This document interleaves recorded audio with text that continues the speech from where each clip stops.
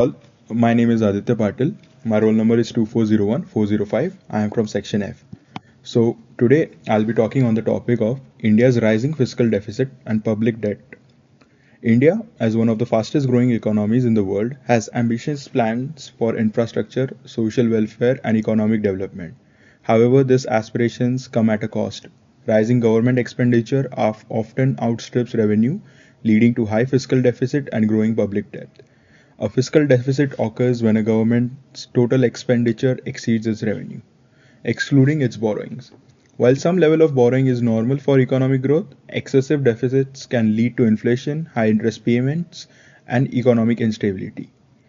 Now, let's look into India's growing fiscal deficit. India's fiscal deficit as a percentage of GDP has been above government's target of 3%, often crossing 6% in recent years. And its major contributors have been welfare schemes, subsidies such as food, fuel, fertilizers, infrastructure projects, and defense spending. The COVID pandemic further worsened the situation as the government had to spend massively on healthcare. Let's look at the rising public debt. As fiscal deficits grow, government borrows more, increasing the national debt. India's public debt to GDP ratio has risen over 80%, meaning a large portion of the economy is dependent on borrowed money. High debt levels lead to increased payments, whereas India spends nearly 20% of its revenue just to service debt, reducing funds available for development. The risk of inflation and interest rate hikes when government borrows excessively. It injects more money into the economy, leading to higher inflation. The RBI may respond by raising interest rates to control inflation, which makes borrowing more expensive for businesses and individuals. To control the fiscal deficit and public debt, India needs a balanced approach that enhances the revenue while optimizing expenditure. Let's look at some of it.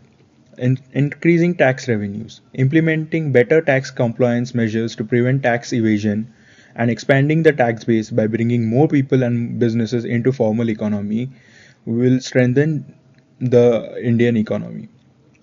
Rationalizing subsidies, reducing unnecessary subsidies while ensuring that essential support reaches the most vulnerable sections, implementing direct cash transfers instead of subsidies to improve efficiency and reduce leakages.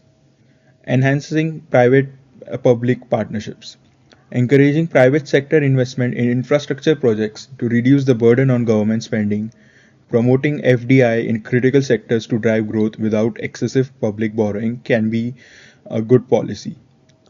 Better fiscal discipline, implementing strict budgetary control to prevent overspending, strengthening institutions like fiscal responsibility and budget management, the FRBM Act, to ensure long term sustainability, encouraging state governments to follow disciplined fiscal policies.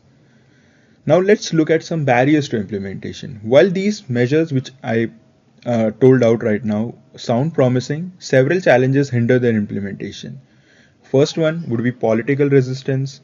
Cutting subsidies and increasing taxes are unpopular moves that may force opposition from political parties and the public.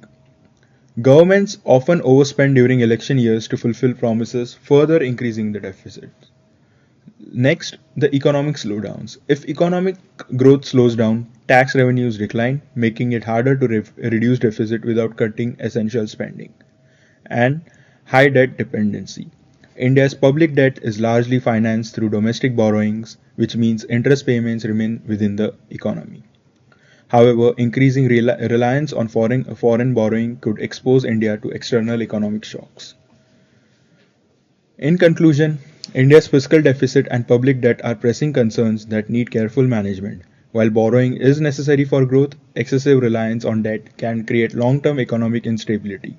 By implementing better fiscal discipline, optimizing subsidies, increasing revenues, and encouraging private investment, India can ensure sustainable economic growth while keeping public finances in check.